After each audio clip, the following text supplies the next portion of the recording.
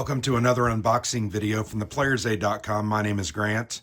Today I'm unboxing a game that I've anticipated for a while. I've actually played this at San Diego Historicon with one of the designers, Dan Bullock. Joe Schmidt was there but was unavailable.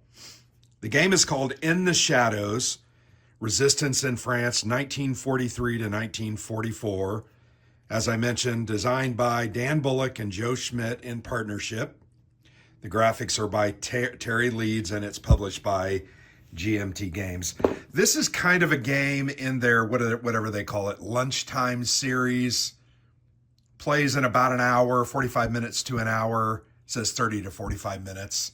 But a very cool, uses card. It's card driven. It's about the resistance struggle against the Nazi occupation during World War II. And it's really fascinating. One side takes the side of the resistance, the other the side of the Nazis themselves hunting the resistance. So here's the back of the box. You get a look at the board. We'll talk about that here in a moment.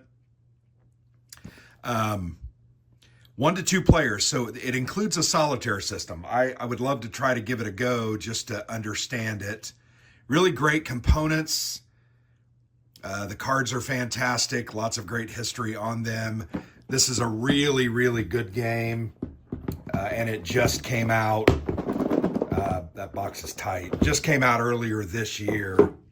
So looking forward to getting this to the table again with Alexander. We played, and our game came down. We played one game, and it came down to the very last card play or two. So it was very, very tight. Very much a great game. First thing you see here are 2 booklets. One is the rules of play, and the other is the solitaire rules of play. So once again, there's a dedicated solo mode. Don't know anything about it, but GMT1, I'm sure, was involved in creating that. The rules, nothing overly complex.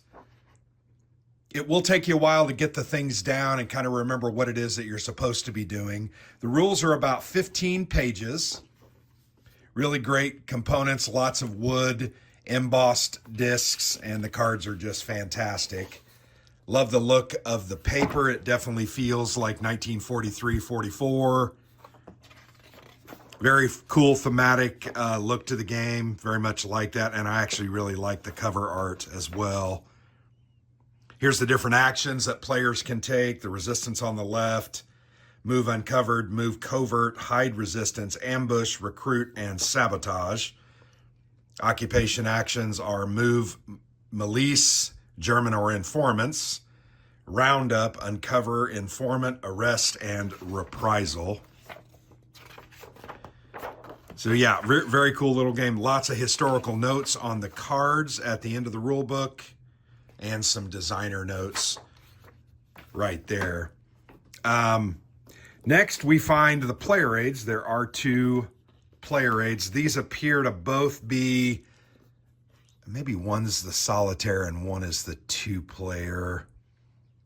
Nope, they look to be exactly the same, but they're double-sided. So you've got the occupation on one side, and then you've got the resistance on the other. So I think that would be useful because as you're playing, say, the occupation, you would know not only your actions, but be able to flip that over, understand what it is that they have to do in order to take their actions, and you can kind of work to prevent that. Really nice, really nice comprehensive play aids there. They look great. The next thing is the board. It is a mounted map board. It is very small. Let's move that stuff out of the way. It's basically just a bifold. And I'm totally good with that. I love smaller games, and this one, once again, is a very good game. You see France there, made up of 3 different kind of districts with the German area. And then you have individual areas, 4 areas in each of these districts, numbered like these are M1 through 4, P1 through 4, and these are R1 through 4. Action point track to help you track the action points that you get from your cards. The round tracker itself. There is this authority track, which is very important for both sides. And then this is the resistance operations. This kind of goes around like a roundel and will have impact on this authority track. The disappeared are those resistance units that are captured, and then you have the occupation resources over there. The next thing we see, a very, very small counter sheet. There's about 20 counters here, mostly administrative, but some of these are alerts, very important. There's that. All right, the wood. Let's go ahead and look at the wood, because you've already heard me talk about it. These are amazing. We did not play with this version of the game. You have your units. These are the French resistance, and these are the occupiers, these cubes. So those are going to go out on the board in these areas. You also have a couple of pawns, like I think this pawn. I think these pawns are used to say, I'm taking an action here, very similar to a coin series game. I'm taking actions here and here. And then you have these embossed, there are 3 different types, red, yellow, maybe it's just 2 different types, red and yellow. But you can see there's the French resistance symbol embossed on there. Very, very nice. Those are really great, high quality components. And then some of these, and these represent your what do you call them?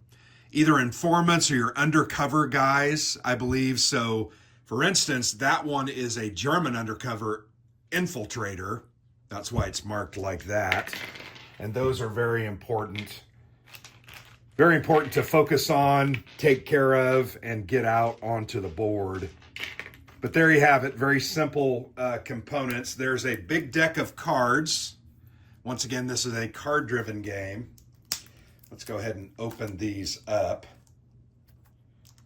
I may try to get this to the table with Alexander this week yet. We're playing another smaller game, and this probably will fit right in that theme and play in the time that we have. Man, really having some trouble getting that off. Kind of comical the way I do unboxings, but you guys are used to it. If you watch us regularly, you see this all the time. There we go. Finally had them. These are extremely thick and durable cards. You might want to sleeve these if you're going to play this a bunch, only because that will protect them. These are some solitaire cards right here. They're called Solitaire Persona. My guess is that these are kind of what the bot is doing, but I'm not sure. Once again, don't know anything about. The other very cool thing about the game, and I'll show you, this is called the Resolution deck. So you can see these are the Resolution deck. Everything is based on a card draw when you're doing ambushes, attacks, infiltrations, whatever it might be. You're going to pull these cards, and it's going to instruct you to look, hey, if you're doing an ambush, here's what happens. So you pull that, but these are going to be shuffled up, and then you draw one off. Oh, I failed when I'm doing an ambush. But then the next one, I'm doing an ambush. Oh, I failed again. Well, these are all failure. They look to be in order. But yeah, here, uncover, we get to uncover one of the resistance units. So that's kind of what those cards are. And that part of the game was very interesting and fun. You can kind of track the cards, but there are conditions where they get reshuffled quite often. Then there is an event deck. And these are things that you have to play, I think, 1 or 2 of these every round or something like that. Some are good for you, some are bad. For instance, this one, Clandestine Press. The resistance may perform 2 free recruit actions in zones with or adjacent to cells as if a resistance unit was present. Here's one for the occupation. Flip the confiscated resources marker to its STO side. I don't remember what that is exactly. Roundup actions no longer have an unmatched suit penalty. That was the other thing. A lot of these things are tied to suits on the cards that you ultimately end up playing. Like there's the suits that so you have to play those when you're playing for a specific action. Here's the solitaire event deck. So it's going to be similar to that, but it's for use only with the solo mode. And then here are the solitaire locations. So this may be where they end up ultimately taking actions. So there you have it. A look at all the components. There's not a ton because it's a small game. Remember, we talked about that, and there's nothing wrong with that. But it's a great looking game. I'm very excited about it because I did play a prototype and I enjoyed it very, very much. So I see no reason as to why this one isn't going to be awesome now that it's finished and looks fully done. So I really appreciate you watching. I've been Grant for the Player's Aid.